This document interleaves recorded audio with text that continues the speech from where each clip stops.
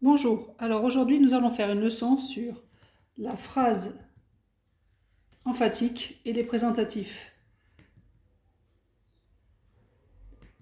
La phrase emphatique est une phrase donc, qui permet de parler avec emphase et de mettre en avant donc, des éléments que l'on juge importants et que l'on veut présenter donc, à ses interlocuteurs. Donc la phrase emphatique est cette phrase qui utilise donc, différents procédés. On va donc commencer par voir un petit peu quels sont donc, ces procédés pour la phrase emphatique. Donc je vous les indique sur la feuille, si ça veut bien marcher. Les procédés d'emphase qui permettent donc de construire la phrase emphatique. Alors, il y a tout d'abord ce que l'on appelle l'accent d'insistance. Premier procédé, donc l'accent d'insistance. Alors, comme son nom l'indique, et comme vous l'avez sûrement compris, on prononce un mot plus fort pour le mettre en évidence. Par exemple, si je dis « ça suffit », vous comprenez donc que je veux insister sur le mot « suffit ». Donc c'est cela qui s'appelle l'accent d'insistance, et qui est donc un procédé d'emphase, un procédé de création de phrases emphatiques, pour insister donc sur ce qu'on veut dire. Ensuite, il existe ce que l'on appelle le détachement en tête de phrase. Donc on choisit un mot que l'on veut mettre en avant, et ce mot, on le met au début de la phrase pour insister encore une fois donc sur lui. Elle, je l'aperçois tous les matins. Donc là, vous voyez bien que j'insiste sur elle, puisque je le mets donc de manière détachée en début de phrase. C'est ce que l'on appelle donc le détachement en tête de phrase.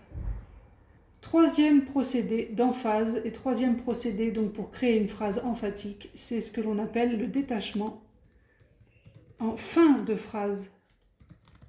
Donc là, pareil qu'au-dessus, je mets le mot que je veux mettre en avant, je le mets donc à la fin de la phrase. Je la vois tous les jours, cette fille. Vous voyez que là, j'ai mis donc cette fille, qui est donc le groupe de mots que je veux mettre en évidence. Je l'ai mis donc à la fin de la phrase, je l'ai détaché à la fin de la phrase. C'est ce qu'on appelle le détachement en fin de phrase. Enfin, dernier procédé, il y en a plusieurs, ce sont donc des marqueurs emphatiques ou des présentatifs. Ce sont donc les procédés qui permettent de créer ces phrases emphatiques. Oh, pardon, excusez-moi. Et ou présentatifs. On les appelle marqueurs emphatiques ou présentatifs. Ce sont ces formules que vous connaissez déjà. C'est lui qui a pris mon stylo. Pardon, excusez-moi, décidément, mon stylo. Vous voyez donc que là que j'ai utilisé c'est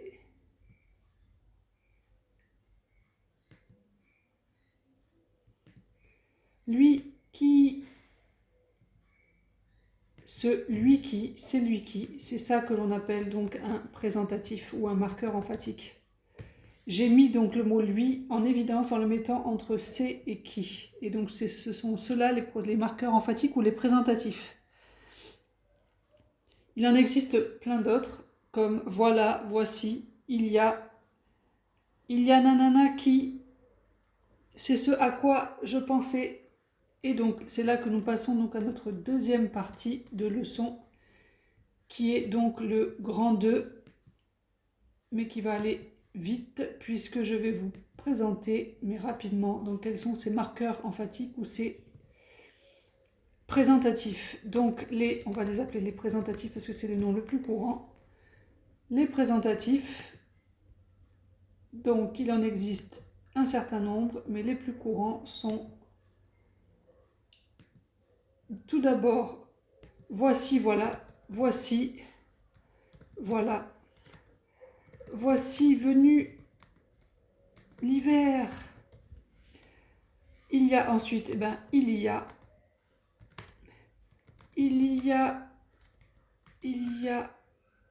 du monde qui fait du bruit. Et enfin, pour terminer, le plus courant aussi, c'est oh, c'est qui, ce sont eux qui.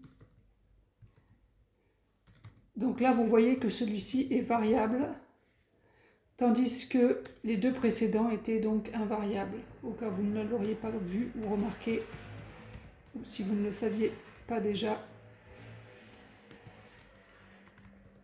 Donc, ces procédés, c'est ça le but, ces procédés permettent donc à ceux qui veulent donner du relief à leur discours, à leur texte, à ceux qu'ils veulent dire, aux propos qu'ils prononcent, donc de donner du relief, du volume, de l'ampleur à ce que vous dites, donc de donner de l'emphase.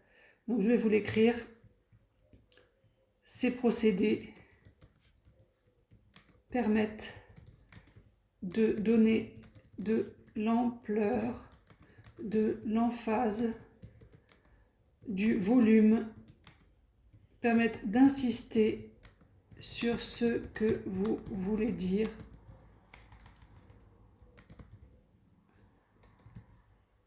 Ce sont des moyens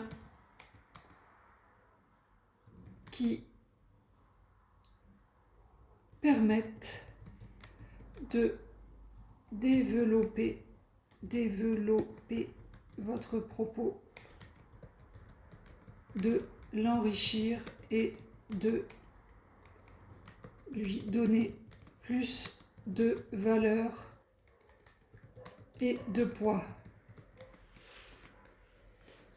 Donc, encore une fois, pour terminer, je refais une rapide petite synthèse. Donc, les procédés d'emphase, donc, qui permettent de constituer cette fameuse phrase emphatique, sont l'accent d'insistance. C'est quand vous parlez à l'oral, vous le savez bien, quand vous êtes énervé, il y a des mots que vous allez prononcer plus fort. Il y a le détachement en tête de phrase. Donc, comme son nom l'indique, je détache un mot, je le mets tout seul au début de la phrase, avant une virgule.